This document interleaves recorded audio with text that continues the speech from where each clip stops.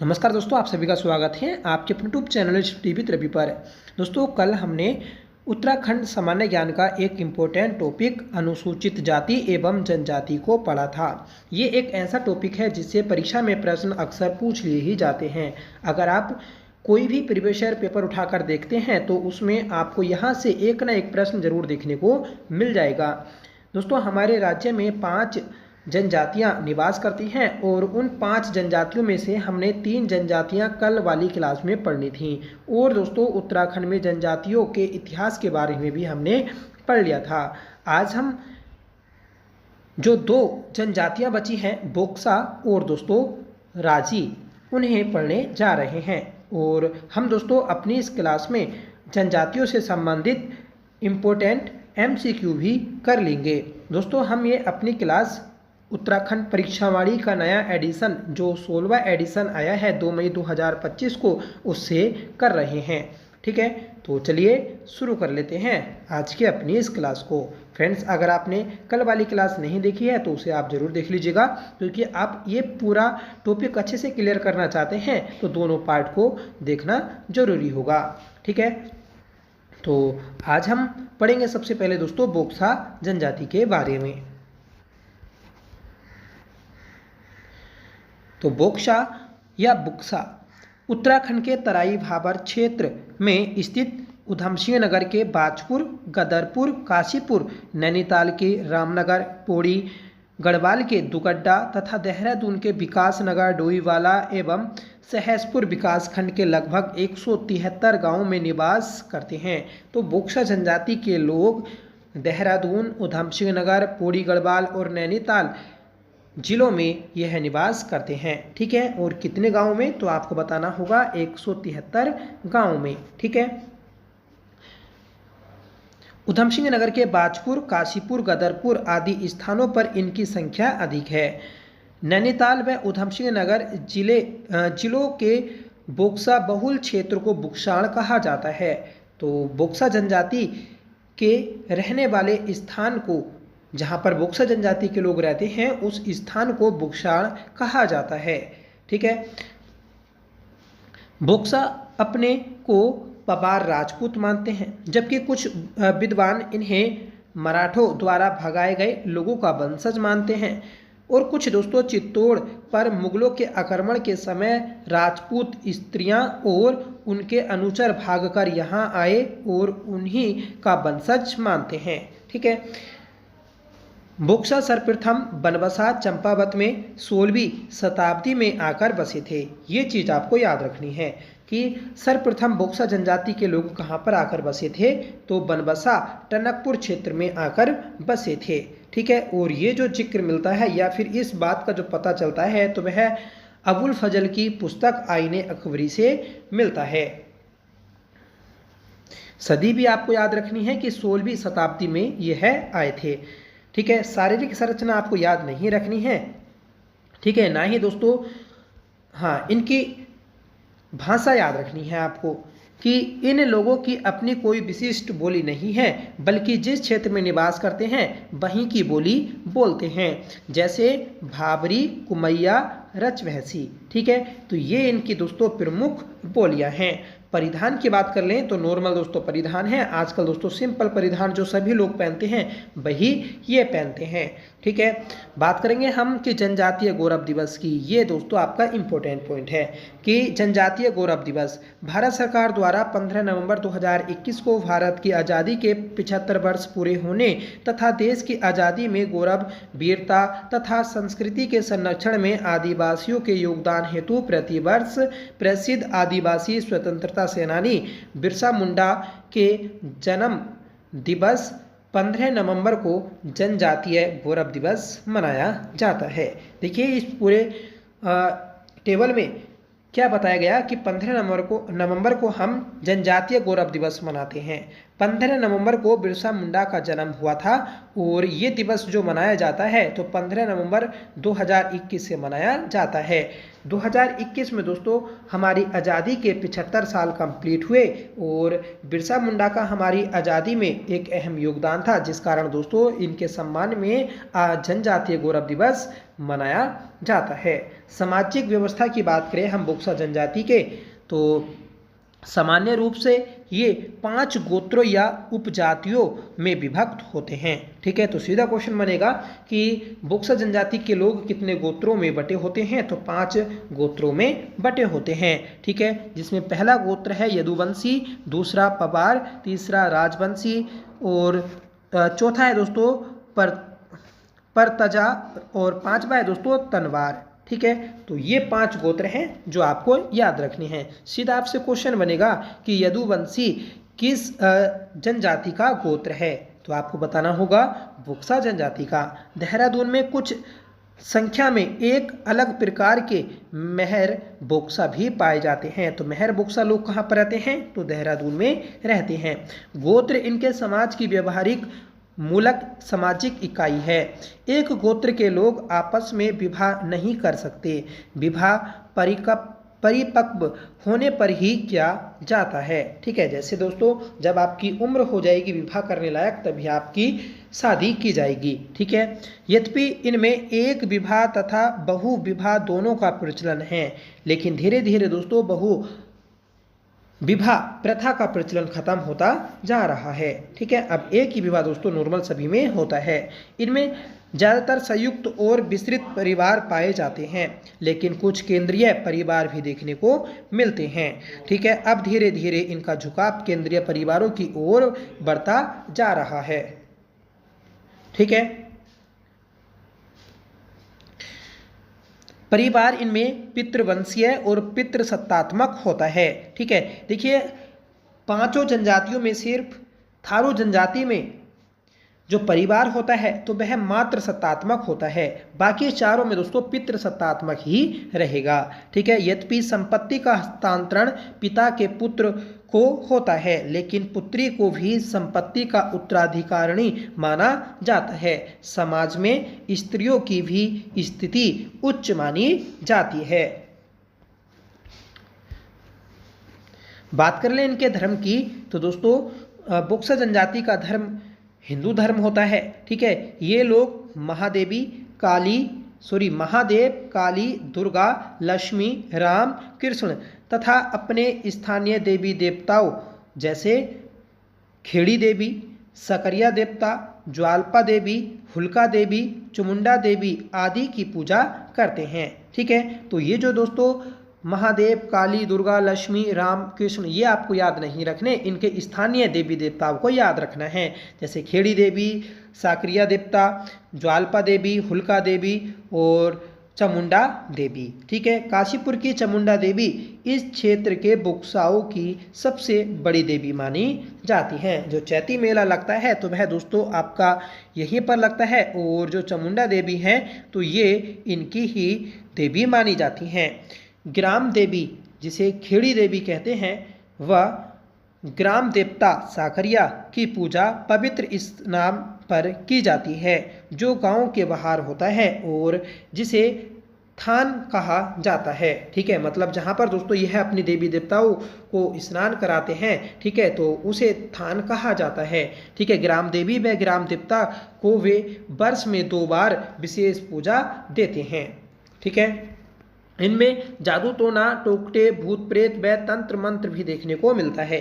तो ये क्वेश्चन भी आपसे पूछा जा सकता है कि किस जनजाति में विशेषकर जादू टोना, टोटके, भूत प्रेत आदि देखने को मिलते हैं, तो बुक्सा जनजाति में देखने को मिलते हैं। ये पूजा कल्पित आत्माओं की भी पूजा करते हैं। मृतक का देह संस्कार किया जाता है। ठीक है, तो बुज्जा क्या होता है, तो ये दोस्तों कल्पित आत्मा होती हैं जो इनकी है पूजा करते हैं।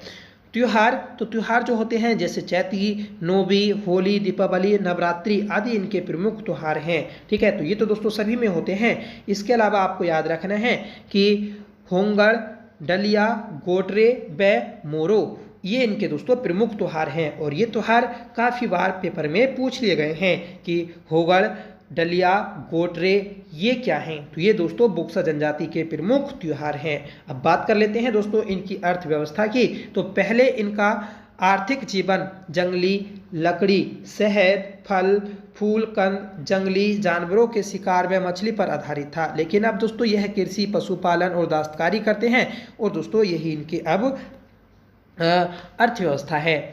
इनमें लगभग प्रत्येक व्यक्ति कृषि कार्य, लकड़ी तथा लोहे का काम, मकान बनाना, डलिया बनाना, जाल तथा बर्तन बनाना जानते हैं।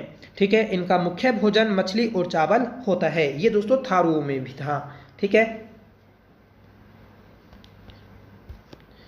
अब बात करते हैं दोस्तों इनकी राजनीति व्यवस्था की, कि बोक्सा समाज की सबसे छोटी इकाई परिवार होती है। ठीक है, कई परिवारों से मिलकर एक बोक्सा गांव मजरा बनता है।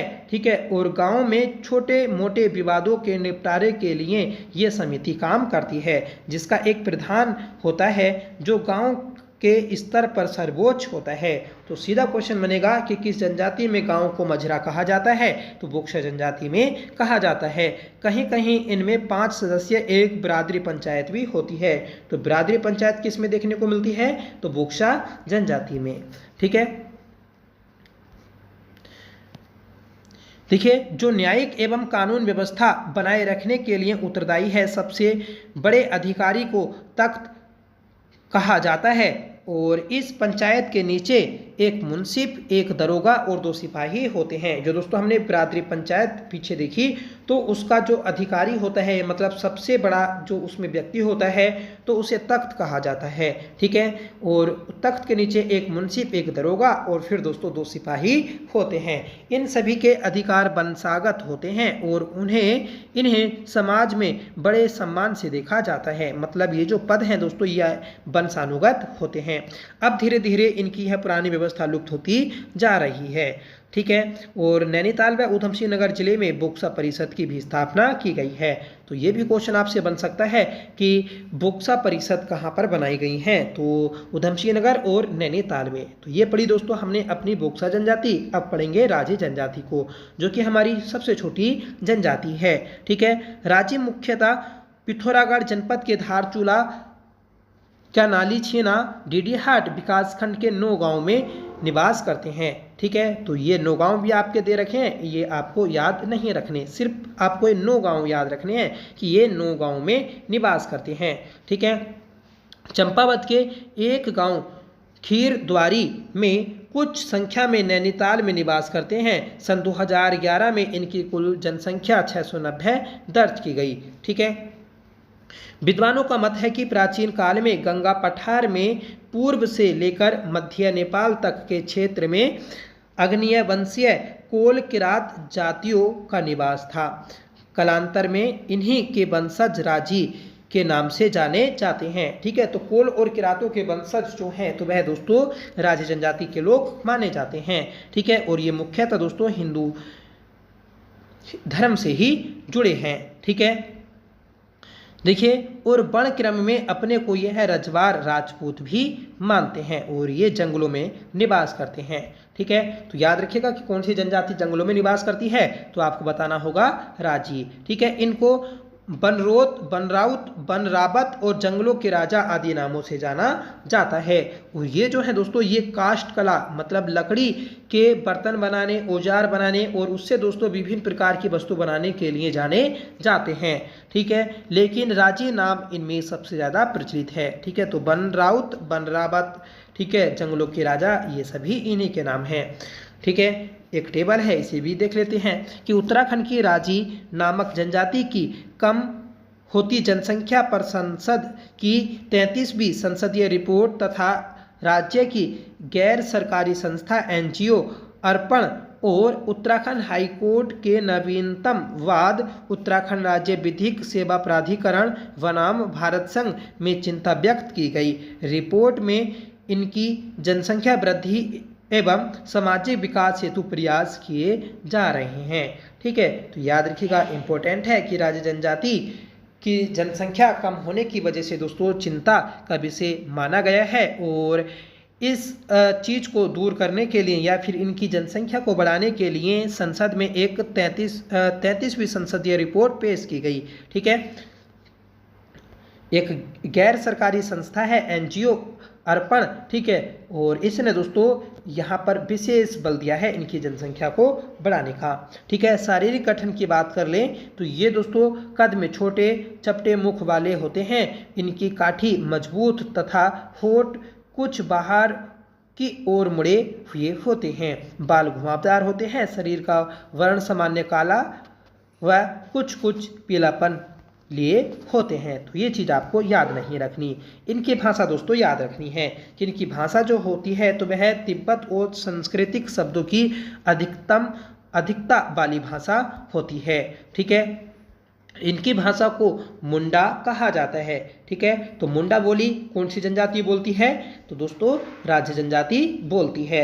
बात कर लें दोस्तों वस्त्र, आवास व इनके भोजन की, तो राज्य जनजाति के पुरुष धोती, ठीक है, अंगरखा, पगड़ी धारण करते हैं। ठीक है, और ये चोटी भी रखते हैं। इनमें दोस्तों गुदवाना या गोदना का भी प्रचलन है, जो टैटू वगैरह हाथों पे बनवाते हैं तो वह दोस्तों इसमें चलता है। ठीक है, वनों में निवास करते हैं, लेकिन अब ये झोपड़ियों में निवास करते हैं। अपने आवास को ये रतियुड़ा कहते हैं।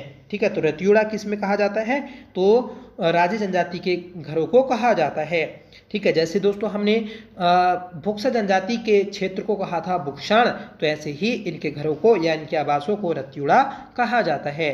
ठीक है, राज्य जनजाति अपना पोषण जंगल में ही फल फूल कंद मांस से करते हैं। ठीक है, ये दोस्तों इनके मुख्य या फिर सामान्य ही भोजन है। सामाजिक व्यवस्था की बात कर लें तो इनमें दो परिवारों के बीच एक समझौता माना जाता है। मतलब विवाह के लिए दोस्तों दो परिवारों के बीच एक समझौता होता है। ये हिंदू की तरह अपने गोत्र में विवाह नहीं करते। ठीक है, विवाह के पूर्व सांगजांगी और पीठा संस्कार संपन्न होता है। तो याद रखिएगा कि सांगजांगी और पीठा संस्कार किस जनजाति में होता है?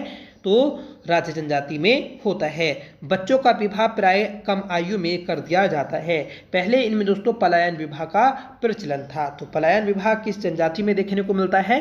राज्य जनजाति में। ठीक है, इनमें दोस्तों बद्धू मूल्य का भी प्रचलन था। विवाह के बाद पति अपने ससुर के घर रहने लगता है। मतलब दोस्तों घर जमाई वाली इनमें प्रथा थी। ठीक है, इनमें विवाह विच्छेद व पुनर्विवाह के लिए स्त्री व पुरुष को समान अधिकार प्राप्त हैं। पहले इनमें शिक्षा के प्रति बिल्कुल लगाव नहीं था। बच्चों को ये विभिन्न कार्यों में नियोजित कर देते थे।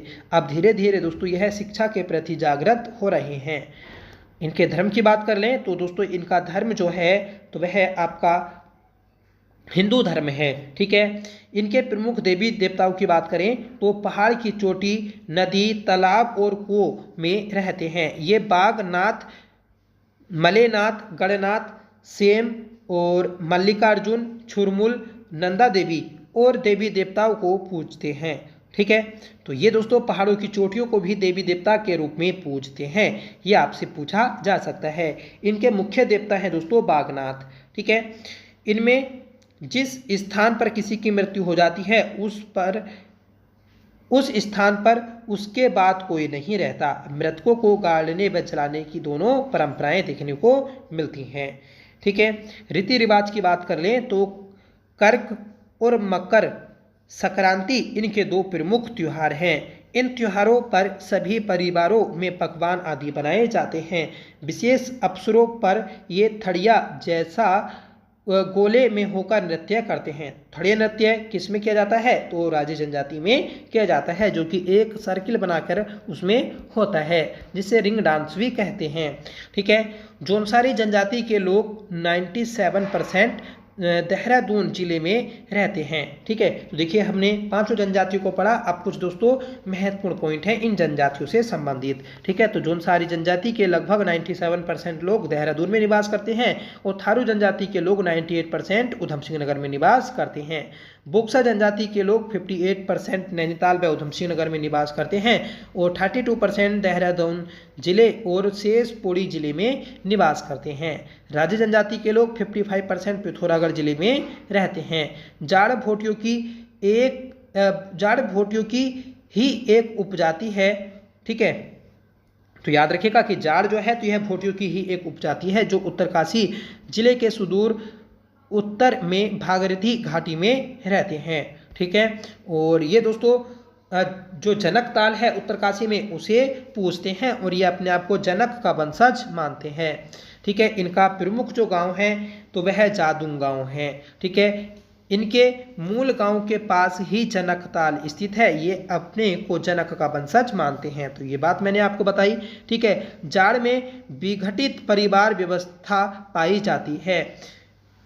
यद्यपि पुत्र के बड़े होने पर माता पिता पुत्र को परिवार से अलग कर देते हैं, फिर भी पुत्र व पुत्री का पिता की संपत्ति पर समान अधिकार होता है। ठीक है, जाड़ ये दोस्तों बौद्ध धर्म को मानते हैं। तो तीसरा क्वेश्चन बनेगा कि उत्तराखंड की वह कौन सी जनजाति है जो बौद्ध धर्म को मानती है। तो दोस्तों जाड़ भोटिया।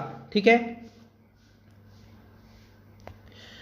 देखिए, और इनमें ब्राह्मण कर्म करने वाले को लामा कहते हैं। ठीक है, फिर भी इनमें हिंदू संस्कृति के तत्व पाए जाते हैं। जाड़ की बोलचाल की भाषा को रोम्बा कहा जाता है। तो जाड़ भोटियों की भाषा कौन सी है? रोम्बा। ठीक है, गढ़वाली की अपेक्षा तिब्बती के अधिक यह निकट हैं।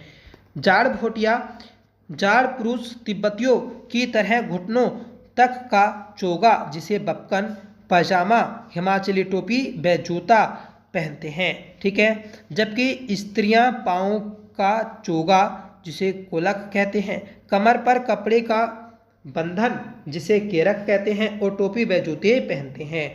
ठीक है, लोहसर और सरगुन ये दोस्तों जाड़ भोटियों के प्रमुख त्योहार हैं। ठीक है, जो लोहसर है तो वह बसंत पंचमी में मनाया जाता है। ठीक है, और जो सरगुन है तो यह दोस्तों भाद्र माह के 20 दिन बाद मनाया जाता है। तो ये क्वेश्चन भी दोस्तों आजकल पेपर में पूछे जा रहे हैं कि कौन सा त्यौहार कब मनाया जाता है। जैसे जागरा पर्व जो होता है तो वह भी आपका भाद्र माह में आयोजित होता है। ठीक है, जैसे आपका सरगुन होता है, लोहसर आपका बसंत पंचमी के टाइम पर होता है। ठीक है, तो ये चीज़ें आपको याद रखनी है। अब बात कर लें दोस्तों हम इनकी अर्थव्यवस्था की। तो ये काष्ठ कला में निपुण होते हैं। कुछ समय पूर्व तक ये लकड़ी के घरेलू सामान या लकड़ी के गट्ठर से आसपास के गांव में मूक या अदृश्य विनिमय द्वारा अपनी आवश्यकताओं की सामग्री प्राप्त करते थे। मतलब मूक विनिमय प्रथा जो देखने को मिलती है तो ये इस जनजाति में देखने को मिलती है। जैसे अगर आपको किसी चीज़ की ज़रूरत है तो आप उस चीज़ के बदले में दूसरे के घर के दरवाजे पर वह चीज़ रखाएंगे। ठीक है, और उसकी पहचान कराएंगे कि हाँ भाई ये व्यक्ति जो है ये यहाँ पर इसे रखा गया है और इसे इस चीज़ की आवश्यकता है। तो वो क्या करेगा, वह उस चीज़ को उठाकर अपने घर ले जाएगा और उसके बदले में वह दूसरी चीज़ वहाँ पर रख जाएगा। ठीक है, जिसकी ज़रूरत उस व्यक्ति को थी। तो ये चीज़ दोस्तों इसमें पाई जाती है। ठीक है, राजी जनजाति में दोस्तों झूम विधि से भी खेती की जाती है। अब ये दोस्तों आपका एक टेबल दिया है जिसमें पांचों जनजातियों के बारे में बताया गया है। ठीक है, इसमें हम जो नज़र मारें तो सिर्फ दोस्तों इनके लिंग अनुपात पर नज़र मार लेते हैं। ठीक है, कि लिंग अनुपात जो है भोटिया जनजाति का तो वह 1040 है, बुक्सा जनजाति का 941, जौनसारी जनजाति का 926 और दोस्तों राजा जनजाति का 825। ठीक है, और थारू जनजाति का 990। तो आपसे क्वेश्चन बनेगा कि उत्तराखंड की किस जनजाति का लिंग अनुपात सर्वाधिक है। तो दोस्तों भोटिया जनजाति का 1040। फिर दूसरे स्थान पर आता है थारू जनजाति का स्थान जो 990 लिंग अनुपात पर है। तो ये थी दोस्तों आज की हमारी इस क्लास में 2 जनजातियां। अब हम दोस्तों पूरा MCQ कर लेते हैं इन जनजातियों से संबंधित। ठीक है, तो जितनी भी आपके आने वाले एग्जाम्स हैं उन सभी एग्जाम्स में आपको इस टॉपिक से प्रश्न देखने को जरूर मिलेंगे। तो इसलिए अगर आपने ये थ्योरी पूरी पढ़ ली तो आप इन MCQ को जरूर करिएगा। तो सबसे पहला प्रश्न देख लेते हैं कि थारू लोग अधिकांशतः निवास करते हैं। तो ये है उधम सिंह नगर में निवास करते हैं। तो थारू जनजाति के लोग उधम सिंह नगर में रहते हैं। ठीक है, निम्न में से कौन जनजाति उत्तराखंड में नहीं पाई जाती। तो उत्तराखंड में खरवार जनजाति नहीं पाई जाती, बोक्सा, भोटिया और राजी पाए जाते हैं। निम्न में से किस त्योहार को थारू लोग खिचड़ी नृत्य करते हैं। तो होली के अवसर पर थारू लोग खिचड़ी नृत्य करते हैं। चौथा प्रश्न है कि किस जिले में अनुसूचित जनजातियों की जनसंख्या सर्वाधिक है। तो सर्वाधिक जनसंख्या उधम सिंह नगर में है। ठीक है, निम्न में से कौन देहरादून में अधिक संख्या में है? तो देहरादून में कौन सी जनजाति निवास करती है? तो जौनसारी। ठीक है, देहरादून का जौनसार बाबर क्षेत्र जो है तो यहाँ पर आपकी जौनसारी जनजाति पाई जाती है। छठा प्रश्न है कि निम्न में से सुमेलित नहीं है। तो भील जनजाति गुजरात में निवास करती है, जौनसारी उत्तराखंड में, संथाल दोस्तों छत्तीसगढ़ में निवास नहीं करती, झारखंड में निवास करती है, खासी तो ये दोस्तों मेघालय में निवास करती है। तो इस क्वेश्चन का सही आंसर जो रहेगा ऑप्शन सी रहेगा। सातवां प्रश्न है कि राज्य में किस जनजाति की जनसंख्या सर्वाधिक है? तो थारू जनजाति की जनसंख्या सर्वाधिक है। आठवां प्रश्न है कि 15 नवंबर 2023 को राज्य की 3 जनजातियों को पिछड़ी जनजाति में शामिल किया गया, निम्न विकल्पों में से कौन सा एक नहीं है? तो दोस्तों कुथलिया, बोरा, बहाती, चाहंग, नारंग और गोरखा, इन चारों में जो शामिल नहीं है तो वह है आपकी नारंग। ठीक है, तो नारंग जो है तो ये आपकी इसमें शामिल नहीं है, जबकि कुथलिया, बोरा, ठीक है, बहाती, चाहंग और गोरखा इन्हें दोस्तों 15 नवंबर 2023 को पिछड़ी जनजाति में शामिल किया गया है। नवा प्रश्न है कि राजी लोग अधिकांशतः निवास करते हैं, तो राजी लोग पिथौरागढ़ में निवास करते हैं। सही आंसर रहेगा ऑप्शन बी। कितना परसेंट? तो 55%। ठीक है, सर्वाधिक बुक्सा लोग रहते हैं, तो यह है उधम सिंह नगर में रहते हैं। सही आंसर रहेगा ऑप्शन डी। किस जनजाति के अधिकांश लोग जंगलों में रहते हैं? तो जंगलों में जो रहते हैं तो वह राजी जनजाति के लोग रहते हैं। सही आंसर रहेगा ऑप्शन बी। इन्हें बनराउत, बनरावत और ठीक है और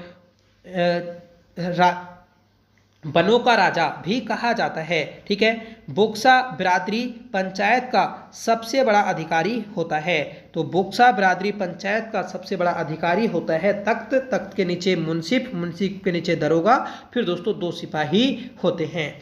ठीक है, 13वां प्रश्न है कि राज्य की दूसरी सर्वाधिक जनसंख्या वाली जनजाति है, तो राज्य की दूसरी सर्वाधिक जनसंख्या वाली आबादी है जौनसारी जनजाति। राइट आंसर रहेगा ऑप्शन सी। 14वां प्रश्न है कि किस जनजाति के लोग तिब्बत से व्यापार करते हैं? तो तिब्बत से भोटिया जनजाति के लोग व्यापार करते हैं। सही आंसर रहेगा ऑप्शन सी।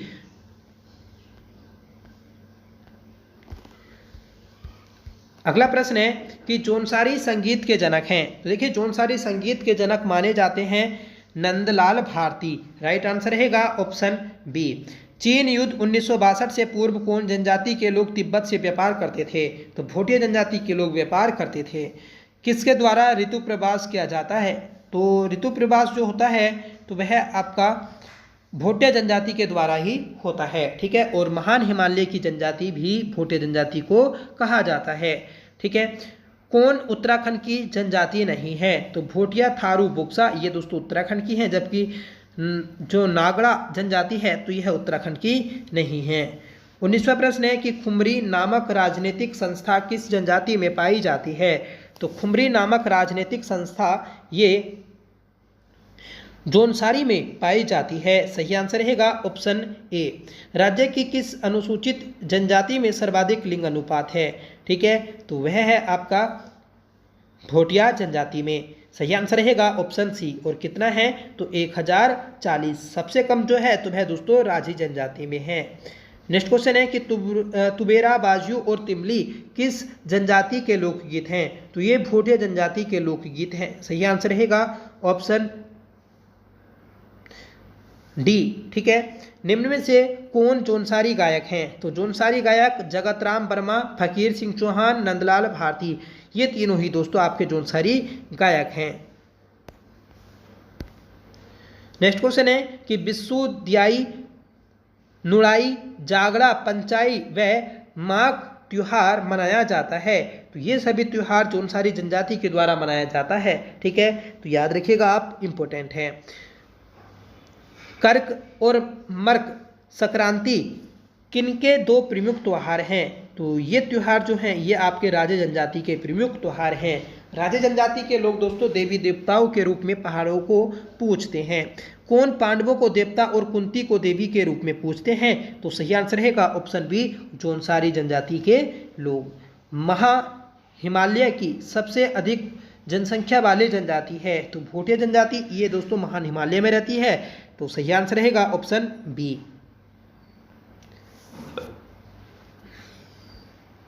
नेक्स्ट क्वेश्चन है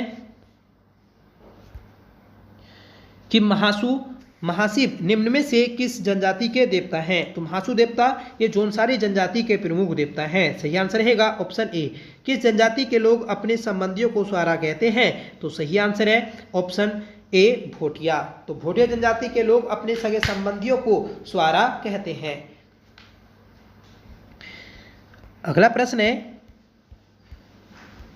कि निम्नलिखित में से किनके मैत ग्रीष्मकालीन तथा गुंडा या मुनसा शीतकालीन आवास हैं? तो ये जो है ये आपके भोटिया जनजाति के हैं, क्योंकि दोस्तों यह ग्रीष्म काल में मैदान उत्तरी क्षेत्र में चले जाते हैं, पहाड़ी क्षेत्र में, ठीक है, और उन घरों को मैत कहते हैं। और जब दोस्तों ये ठंड के कारण नीचे आ जाते हैं मैदानी क्षेत्र की साइड, तो उन घरों को दोस्तों गुंडा या मुनसा कहते हैं। अगला प्रश्न है कि हांगल, हारुल, छोड़े और सिलोंगू, केदार छाया, गोडवाड़ा, रेड़ारात एवं बिरासू आदि लोकगीत हैं। तो ये सभी लोकगीत जो हैं तो ये आपके जौनसारी जनजाति के लोकगीत हैं। निम्नलिखित में से कौन सा मेला जौनसारी लोगों से संबंधित है? तो जौनसारी जनजाति से संबंधित है दोस्तों महासू देवता का मेला। सही आंसर रहेगा ऑप्शन सी। जागड़ा पर्व भी दोस्तों इन्हीं का आता है। अगला प्रश्न है निम्नलिखित में से कौन सी अनुसूचित जनजाति उत्तराखंड में पाई जाती है? तो भोटिया, जौनसारी और बोक्सा ये तीनों पाई जाती हैं। सही आंसर रहेगा ऑप्शन डी, ये सभी। उत्तराखंड राज्य की विधानसभा में अनुसूचित जाति के लिए कितनी सीटें आरक्षित हैं? तो 13 सीटें दोस्तों आरक्षित हैं। सही आंसर रहेगा ऑप्शन डी, ठीक है, जिसमें सर्वाधिक जो सीटें हैं तो वह आपकी हरिद्वार में है। निम्नलिखित में से कौन सी जनजाति भूमियाल देवता की पूजा करती है? तो भूमियाल देवता की पूजा जो करती है तो वह भोटिया जनजाति करती है। सही आंसर रहेगा ऑप्शन डी। अगला प्रश्न है कि उत्तराखंड विधानसभा के लिए अनुसूचित जनजाति के लिए कितनी सीटें आरक्षित हैं? तो फ्रेंड्स विधानसभा में अनुसूचित जनजाति के लिए 2 सीटें आरक्षित हैं। सही आंसर रहेगा ऑप्शन सी। कौन कौन सी हैं? तो नानकमत्ता और चक्राता। राज्य की कितनी जनजातियों को अनुसूचित जाति की श्रेणी में सम्मिलित किया गया है? तो 65 दोस्तों जातियां हैं एससी कैटेगरी के अंदर। अगला प्रश्न है कि राज्य की कितनी जनजातियों को अनुसूचित जाति की श्रेणी में रखा गया? तो ये दोस्तों क्वेश्चन हमारा हो गया। नेक्स्ट क्वेश्चन है कि निम्न में से किसके बलिदान दिवस पर प्रत्येक वर्ष 3 मई को चोली थात्म मेला लगता है? तो ये मेला है आपका वीर केसरी चंद मेला। सही आंसर रहेगा ऑप्शन डी, ठीक है। तो शहीद मेले के नाम से भी जाना जाता है। याद रखिएगा 3 मई 1945 को इन्हें फांसी दी गई थी, जिस कारण दोस्तों ये मेला मनाया जाता है। नेक्स्ट क्वेश्चन है कि भोटिया जनजाति में कंडाली नामक उत्सव कितने वर्ष बाद मनाया जाता है?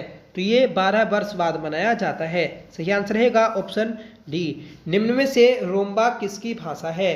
तो रोम्बा ये जो भाषा है ये राजी जनजाति की भाषा है। सही आंसर रहेगा ऑप्शन डी। अगला प्रश्न है कि निम्न में से किसमें युवाओं व युवतियों हेतु चौपाल, युवा गिरह या रंगभंग की प्रथा प्रचलित है? तो ये भोटिया जनजाति में देखने को मिलती है। सही आंसर रहेगा ऑप्शन ए। उत्तराखंड की किस जनजाति के लोग बागनाथ नामक देवता की पूजा करते हैं? तो बागनाथ देवता की पूजा राज जनजाति के लोग करते हैं। सही आंसर रहेगा ऑप्शन डी, ठीक है। निम्न में से कौन बोक्सा जनजाति का या के त्योहार हैं? तो फ्रेंड्स बोक्सा जनजाति के होंगर, डेलिया, गोटरे ये सभी इनके प्रमुख त्योहार हैं। ये तीनों शब्द दिए होंगे और आपसे पूछा जाएगा कि यह क्या है? तो ये दोस्तों आपके त्योहार हैं। निम्न में से किस जनजाति के लोग मैथिली, अवधी, भाबरी, नेपाली और मिश्रित पहाड़ी आदि बोलियां बोलते हैं? तो ये बोलते हैं थारू लोग। सही आंसर रहेगा ऑप्शन ए। 44वां प्रश्न है कि स्याणा नामक राजनीतिक संस्था किस जनजाति में पाई जाती है? तो ये दोस्तों जौनसारी जनजाति में पाई जाती है। सही आंसर रहेगा ऑप्शन बी।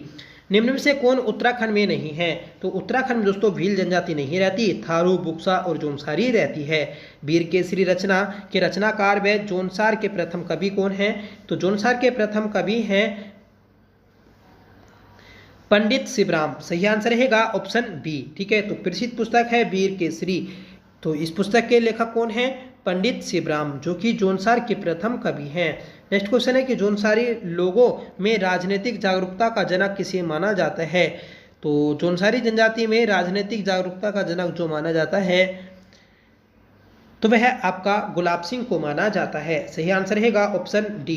भोटिया जनजाति के लोकगीत हैं। तो भोटिया जनजाति के लोकगीत तुबेरा, बाजियों और तिमली हैं। सही आंसर रहेगा ऑप्शन डी, ये सभी।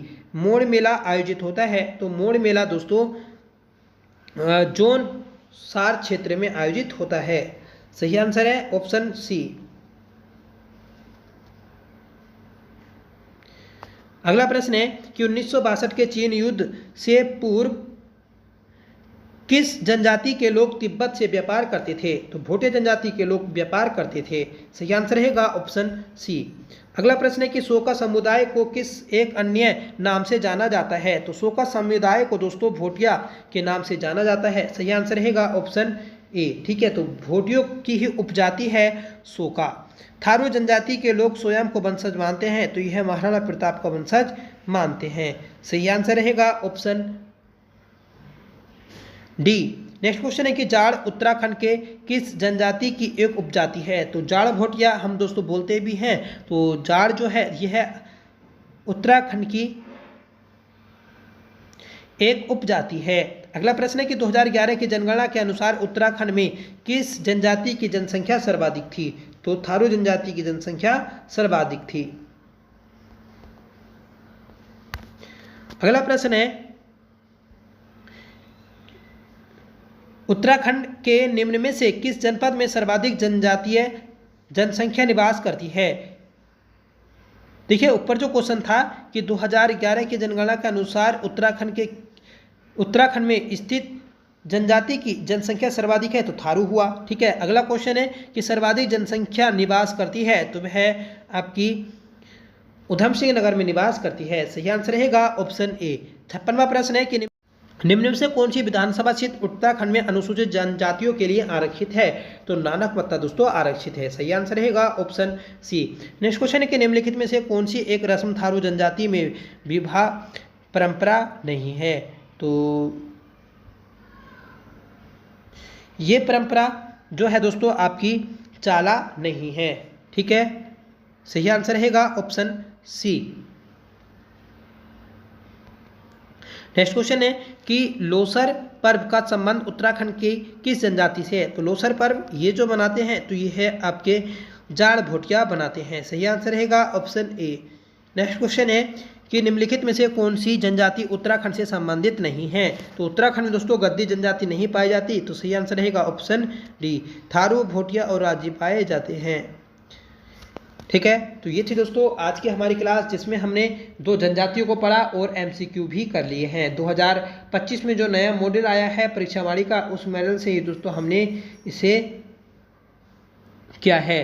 ठीक है, तो प्लीज़ आप कमेंट करके जरूर बताइएगा, साथ में बताइएगा कि आपकी क्लास कैसी लगी। आई होप क्लास आपको पसंद आई होगी। अगर आपको पसंद आई हो तो प्लीज़ इसे लाइक करिएगा, दोस्तों में शेयर करिएगा।